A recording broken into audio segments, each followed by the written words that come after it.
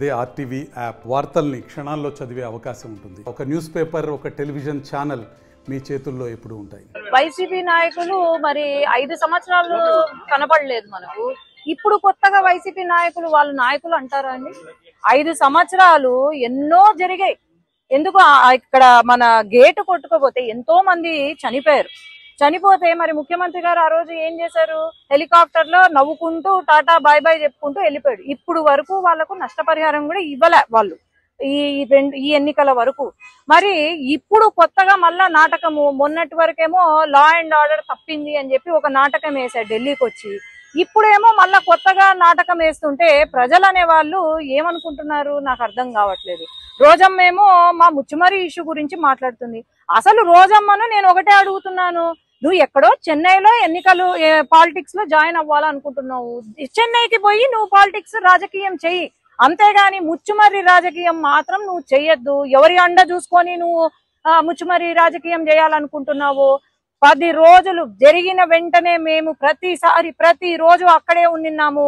అక్కడ ఎవరైతే ఉన్నారో పోలీస్ డిపార్ట్మెంట్ గాని, మళ్ళీ పైన హోంమంత్రి గారు గాని అందరూ వచ్చారు. ఒకటే ప్రశ్న రోజమ్మకు, నీకు నిజంగా ముచ్చుమరి పైన ప్రేమ ఉండుంటే మరి నువ్వు వచ్చినావా?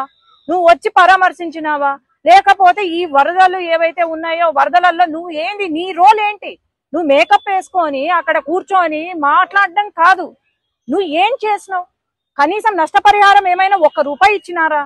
లేదు. కానీ ఊరికే మాట్లాడడం కాదు.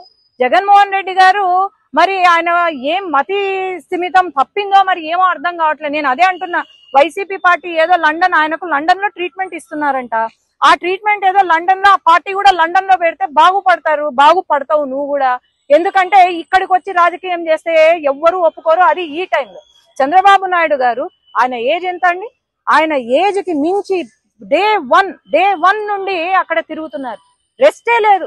ఇంకా మేమైనా మాకు వరద తక్కువ ఉంది కాబట్టి మేమైనా రెస్ట్ తీసుకుంటున్నామేమో గాని, అంత వయసులో పెద్ద ఒక ముఖ్యమంత్రి హోదాలో ఉన్న అతను ఆయన 24 గంటలు కష్టపడుతున్నారు, ఇంటికి కూడా వెళ్లకుండా కష్టపడుతున్నారంటే, వీళ్ళు మళ్ళీ ఆయన పైన మాట్లాడుతున్నారంటే అసలు సిగ్గుపడాల వీళ్ళంతా.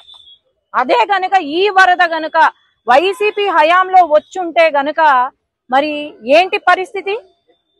ఈరోజు వైసీపీ బోట్లు కొట్టుకొచ్చినాయి బ్యారేజ్ కి, ఎందుకు వచ్చాయి? ఇవన్నీ ఆలోచన చేయండి, ఎవరు దీని వెనకాలండి చేస్తున్నారు. అసలు ఈయనకు మ్యాన్ మేడ్ ఫ్లడ్స్ కి తర్వాత న్యాచురల్ ఫ్లడ్స్ కి కూడా తేడా తెలియని మాజీ ముఖ్యమంత్రి, పులివెందల ఎమ్మెల్యే, మరి ఆయనకు అసలు తెలివి ఉందా? ఏం లేదు. ఎవరో పక్కన పాపం సజ్జల లేనట్టున్నాడు, పక్కన సజ్జల లేరు, లేకపోతే వేరే వాళ్ళు ఎవరు లేనట్టున్నారు, ఎందుకో గ్యాప్ ఇచ్చినట్టున్నారు, ఆయనకి ఇష్టం వచ్చింది మాట్లాడుతున్నారు. దయచేసి తెలుసుకొని మాట్లాడండి, వీలైతే సహాయం చేయండి విజయవాడ ప్రజలకు. మీ వైసీపీ పార్టీ తరపు నుండి సహాయం చేయండి, అంతేగాని చిల్లర మాటలు, చిల్లర వ్యవహారాలు, చిల్లర చేష్టాలు చెయ్యొద్దు. ఆ రోజమ్మను పెట్టినారు, ఇప్పుడు ఆమెకు మేకప్ కే సగం టైం అయిపోతుంది. మరి ఆమె కూడా నోరు అదుపులో పెట్టుకొని ఆమె కూడా వీలైతే విజయవాడకు వచ్చి సహాయం చేయమనండి, మేము కూడా చప్పట్లు కొడతాం, అంతేగాని దీన్ని మటుకు పొలిటిసైజ్ చేయొద్దండి. అందరం కూడా వాళ్ళతో ఉండి మనం ఆదుకుందాము, హెల్ప్ చేద్దాం. మరిన్ని వీడియోస్ కోసం ఛానల్ ని సబ్స్క్రైబ్ చేయండి, లేటెస్ట్ అప్డేట్స్ కోసం వాట్సాప్ ఛానల్ ని ఫాలో చేయండి, అండ్ లింక్ డిస్క్రిప్షన్ లో ఉంది.